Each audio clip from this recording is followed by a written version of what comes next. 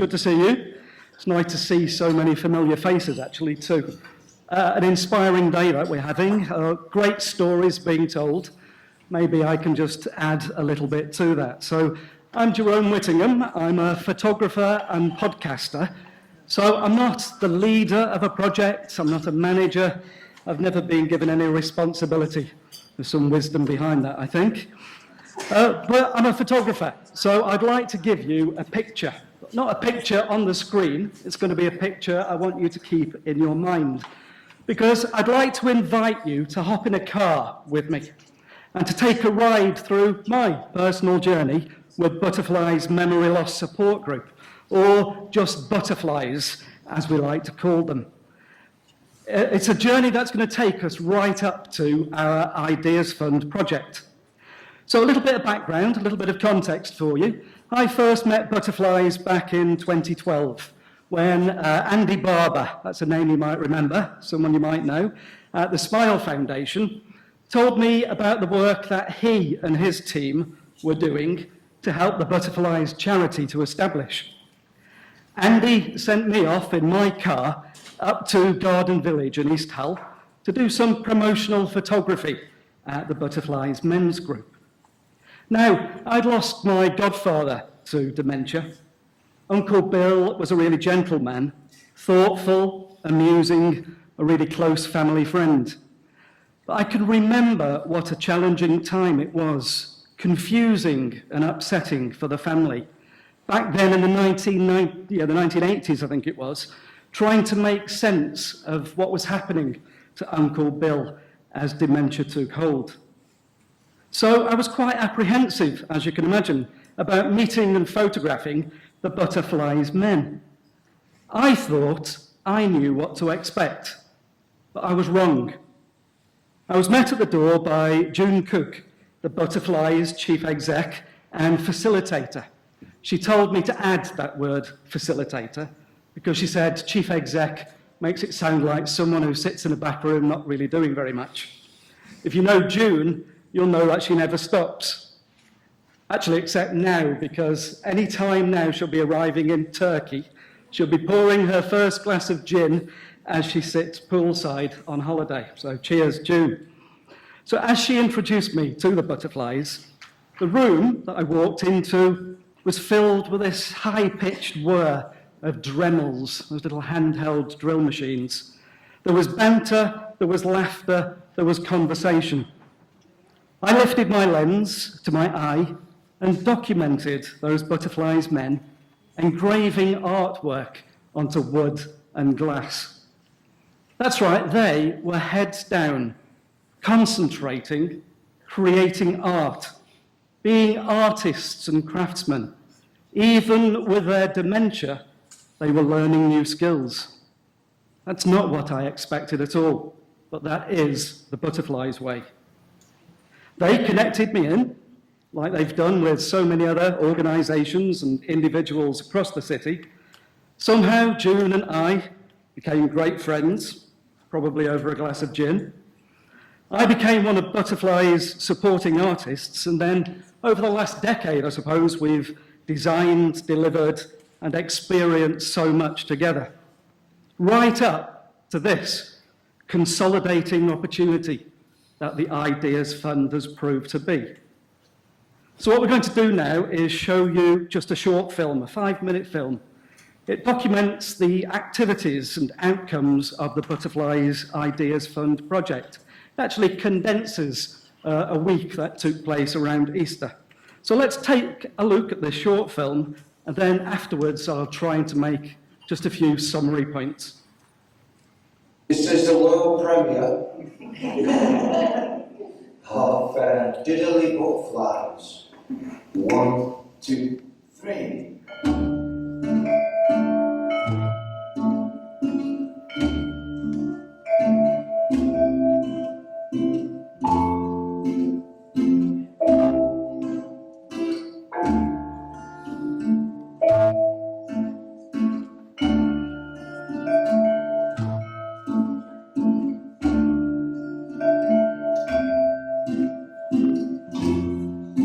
This is the end of a project that we've been fascinating was where we've been looking at what takes someone with dementia from a good place to a bad place in a matter of moments, and how the well-being is affected by the way people are with them, the way society is with them, and sometimes just the environment. We're looking at what makes people tick, and how sometimes what we do as the carers and what we do as other people within their lives actually can affect the way they behave and take them into some sort of unusual behaviour.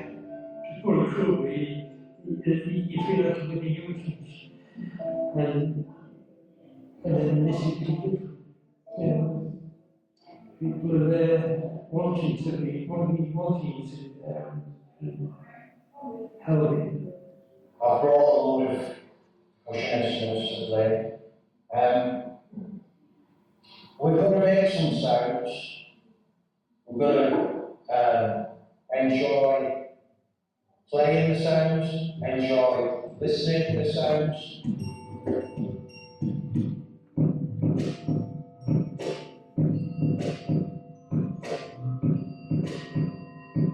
What we've been doing this week has been working on some unusual instruments really. We've been hitting spanners and bamboo things and things like that. They've been really, really different. So it's like quite a mix of percussion. In fact, it's so much fun. There's been lots of music played, there's been lots of laughing, some great sounds played. Mainly myself that I brought out, but to my surprise, we've had guitar players come along who've been great, and also a clarinet player who's come along, and everybody that's had a mind streams, I think, to enjoy themselves, and I've really enjoyed hearing the sounds of it. How we've seen people's confidence grow when they come in the room. They're often, and this is the carers and the people they're caring for, they're often quite nervous and apprehensive about doing something different. I think it's like the play the guitar for me. I'm very, I don't normally play. I'm getting my confidence with this group. It's my sort of thing because I was living on my own. And my wife I've been playing the guitar more, and I keep up with it, so I don't forget. I don't want to forget. You will think it's interesting in education. Thank you. Yeah, really enjoyed it. How we enjoyed it. Well, art is really an integral part of the butterflies. We do all sorts of things, and we give people the opportunity to take part or not take part if they don't want to. So the actual work, the art itself, is about participants actually achieving something and being able to say that they've made that, and maybe trying new skills as well. One of the messages that we want to get across from the exhibition is that people with dementia are able to learn something new. It's not impossible for them to actually try something, and sometimes they lose the confidence to actually take part in things because the whole world is telling them they can't do things anymore. It's been great. A lot of the work I've done on this project has been talking to people either in groups or sometimes individually, and taking them and then putting together the narrative that they've written. So we've actually got a lot of interviews. From the interviews, I've pulled out some of the parts and then shaped them into poems. I'm officially using my arms. My memory is bad, but physically I'm okay. It's a shock. We're not surprised. So a lot of the work we've done is always linked with something. Like we've done the giant snakes and ladders, which we're using that as a resource to talk to people. So we can say, because it's our subject is worry, we can say to people what is your ladder, what makes you feel better, and what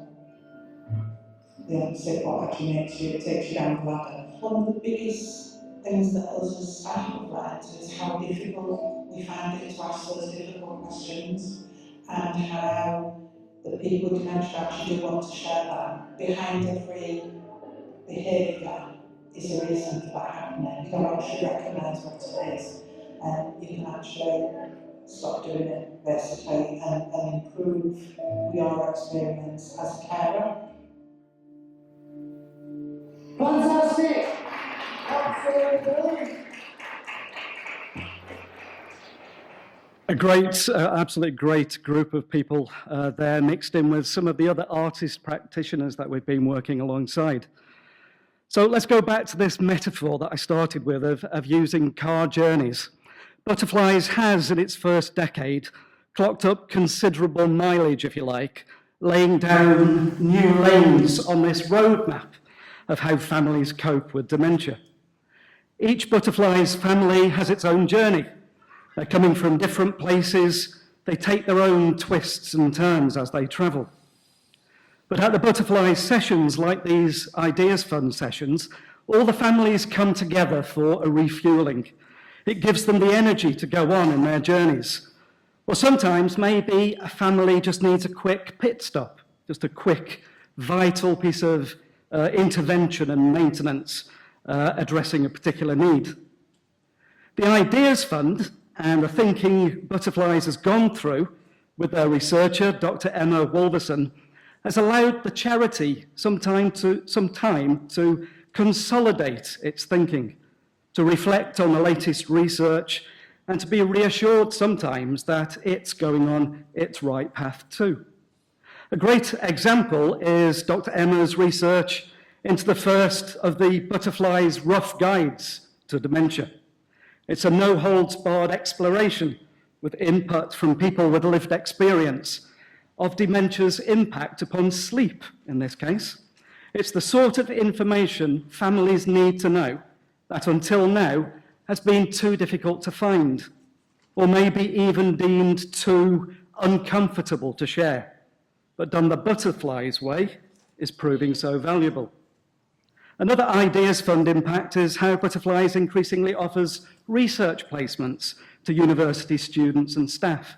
In fact, Eleanor, now a member of the Butterflies staff team, began her encounters with Butterflies doing a research project during her GCSEs, then becoming a Butterflies volunteer even as she studied for her degree here at the university. Through the Ideas Fund and the close knowledge exchange with the university, Butterflies has been upgraded, if you like, to a more resourceful service station for families tackling dementia.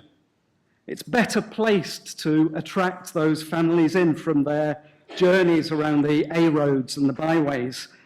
It's giving them tried and tested suggested routes and a clearer sense of direction. But of course, that one question we all dread, are we nearly there yet? We certainly know that there's more work to be done. Too often, for example, the system leaves families to reach crisis point before any help and support is given. Or maybe the families themselves leave it too late to ask for that support. So Butterflies is continuing to look at how earlier and more timely interventions can help families to cope as dementia affects their family life. So we know for sure that there are further ideas to explore. We thank you for this opportunity that we've had. Thank you very much.